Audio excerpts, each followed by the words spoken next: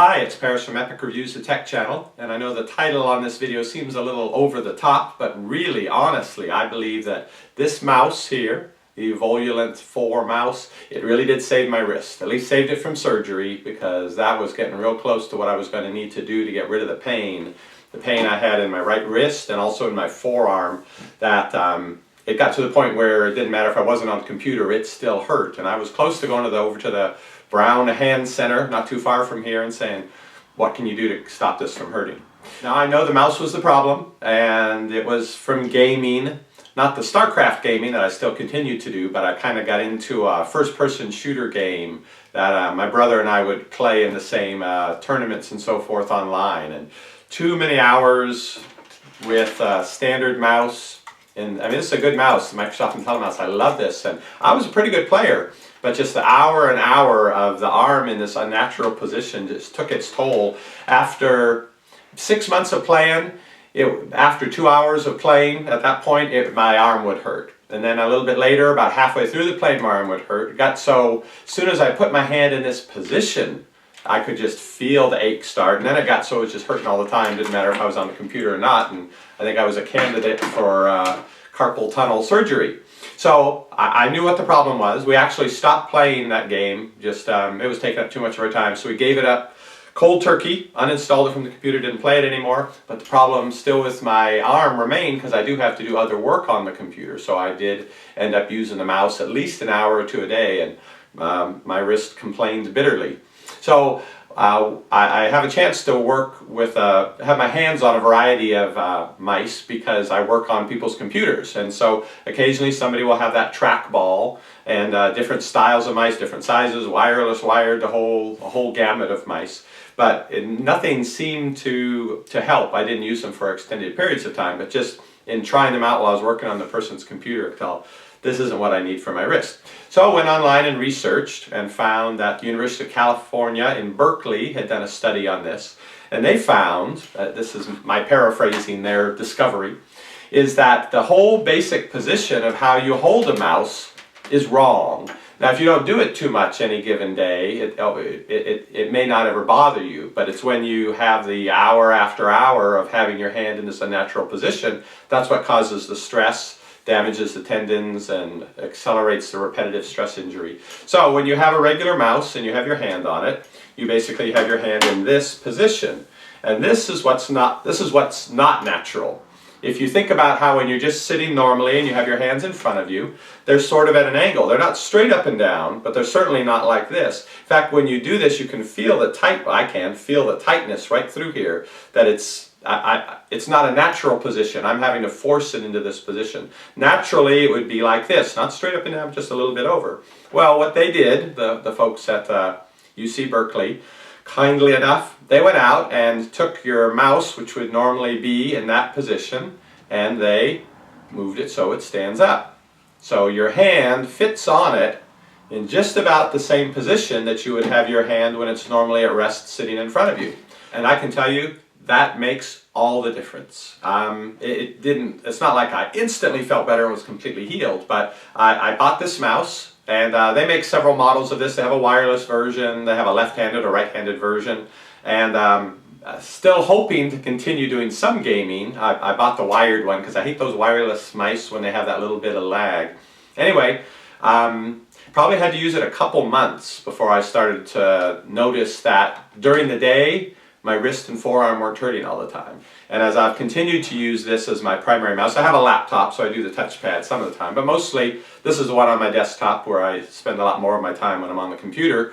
Another few months went by, I found I could play a half hour of StarCraft, and it didn't seem to do anything. I didn't want to push it too much. This is about a year later now that I'm talking to you, and I can go play StarCraft for 2 hours, and I just don't have any problem. I mean, my arm feels perfectly fine afterwards. So it's made a tremendous difference for me. So you might be wondering, well, that's all well and good, but how's your gaming? Since I do still play StarCraft, I don't have the speed and accuracy that I did before. I'll admit, I did install, a few months ago, I installed that first-person shooter game again, and just gave it a try, and I stank at it. If I'd put the time into it, which is how I got in trouble in the first place, of course, if I'd put the time into it, I could have improved. a lot, but I don't think I would ever have gotten back to being a pretty darn good player on it with a traditional mouse. And part of it, let me zoom in on the mice here and I'll show you the difference of what I think you need to do to have a gaming mouse really be effective, and why this one, it'll let me play StarCraft fine, but for a first-person shooter it just isn't going to cut it. Let me zoom in and show you. Alright, so I've got my old dear favorite Microsoft IntelliMouse, very good quality mouse and fairly expensive that I always used for gaming. And then my new Evoluent mouse. And the reason this is so good for gaming, and the reason is this one is never going to be as good for gaming as this. If you look, I have my hand on the mouse here, but if you look this side, I have 1 to 2 fingers touching the table. And so that's what I found I would use in those real precise movements, is having the fingertip and the thumb tip touching the table while you're moving it lets you do those great things in the game. Whereas with the Evoluent, the hand is in a much more natural position, but what I lose is that contact with the table. So it's all done with the wrist and the arm, and well, the fingers also, but basically the contact point with the table is my forearm and my elbow. And so by extension my hand moves it, but it's never going to have, maybe you get the tip of the edge of your pinky a little bit on the desk if you could use it that way, but with this lip right here, it's really designed for your thumb to rest here and your little finger to rest here and go along for the ride. So that's how you use it. And without that contact with the table, you can't make those precise movements that you can make with this. And so I think that's the reason that this is never going to be a great gaming mouse. However, I still play StarCraft, and the fact that I'm not in the league with the Grandmasters, I don't attribute to the mouse. I think it's more to my playing and my strategy.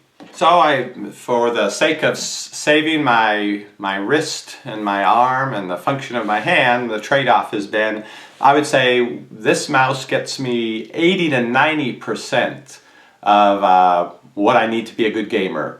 But it's never going to make it back to 100% like another mouse, but I still get to use both hands. So for me it's a good trade-off.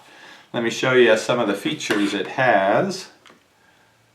So again, this is how the mouse is standing up, and my hand is going to be right here. So you can see it's basically a mouse stood up on end, really. And you've got 3 buttons.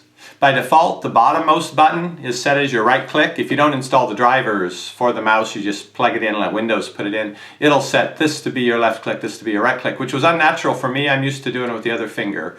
So to program that, you just either install the software, comes with it on the little disc, or you can go to their website. It's a little 4 megabyte download, and that lets you program what each of the buttons do. It's got the scroll wheel, which is also clickable.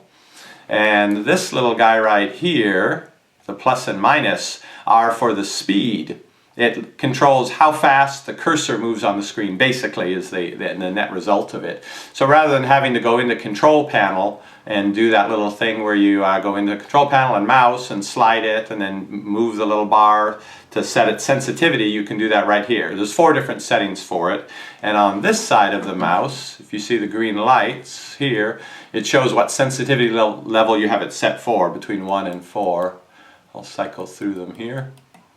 So at 4, it goes flying across the screen with the littlest motion, and when you get all the way down to 1, then it's, you move it quite a distance before it'll go all the way across the screen. So depending on the application that you're in, that's handy. And it's handy to be able to do it right here on the mouse rather than have to go into the software to do it. This is the thumb rest side, and you've got 2 more programmable buttons here.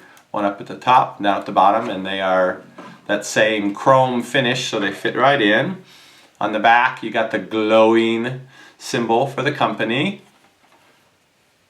The front just has the cord coming out of it, and then underneath you've got your sensor and your little Teflon pad type things, I'm guessing, so that it slides around. And to look briefly here, the software is installed on the computer, and it gives you settings to customize all of the buttons and the wheel. You can go in and do everything you could do with a normal mouse in terms of customization and how fast you want things to happen. So it's a great mouse, and you can customize it to do exactly what you want it to do. It's not inexpensive. You can get it at Amazon starting for about $90, closer to $100 if you actually go to their website to purchase it. but what's the copay on the surgery I'm going to need, as well as, you know, the risk and the recovery and all of that sort of stuff, is a bargain.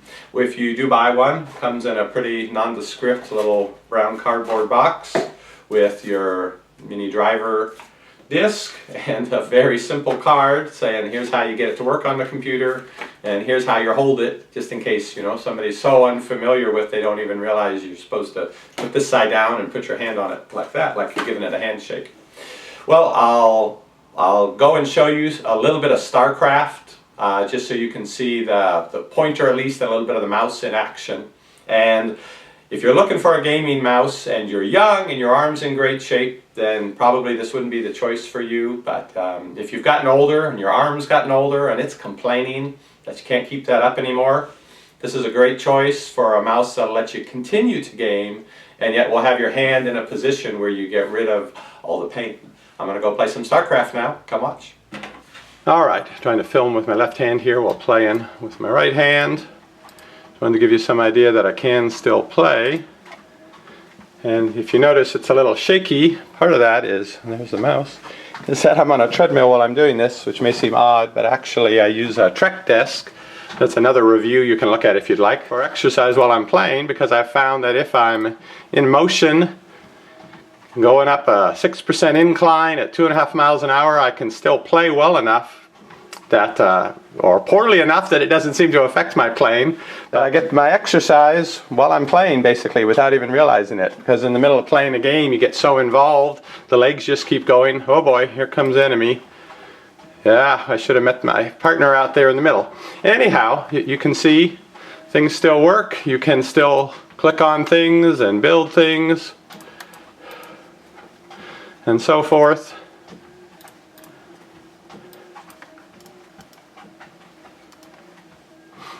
That's just to give you a general idea. I was never a great player anyway. My keyboard, by the way, is a Microsoft ergonomic, raised up so your hands are in a natural position. Here's the mouse. I still use this kind of a pad with a cushiness for the wrist. I've tried it with and without, and I couldn't decide which I liked better, but obviously in the end I decided I liked it better with. And then the desk here with the treadmill is a whole other thing. Feel free to watch that review if you like. And I think I'm going to have to go watch my partner here getting wiped out by the enemy. Well, don't judge the mouse's ability by my StarCraft ability or lack thereof. But I still have fun gaming, and it's thanks to this mouse I can still do it without having just shooting pains through my arm. So if you're in the same situation, I'd recommend giving this a try. A little on the pricey side, a little cheaper if you look at Amazon, I found. If you want to find this exact mouse, I'll put a link right down below in the description so you can go to Amazon and see this exact one. Again, they make the wireless version, and they make a smaller size for smaller hands, and they make left-handed and right-handed, so they've got you covered any which way. And if you have one of these and you have good or bad experience with it, please post in the comments. I'd like to find some other folks who've tried these mice out also. I think I've only ever seen this once in the hundreds and hundreds, probably thousands of office and home computers I worked on. I've only ever seen one of these once before, and I didn't even know what it was at the time. I don't think I thought it was a mouse. But if you have one, please in the comments put your experience. I'd really like to hear about it. And yes, $90 to $100 for a mouse, that's pricey, but keeping your arm and hand both so you can use it and without pain, it's priceless.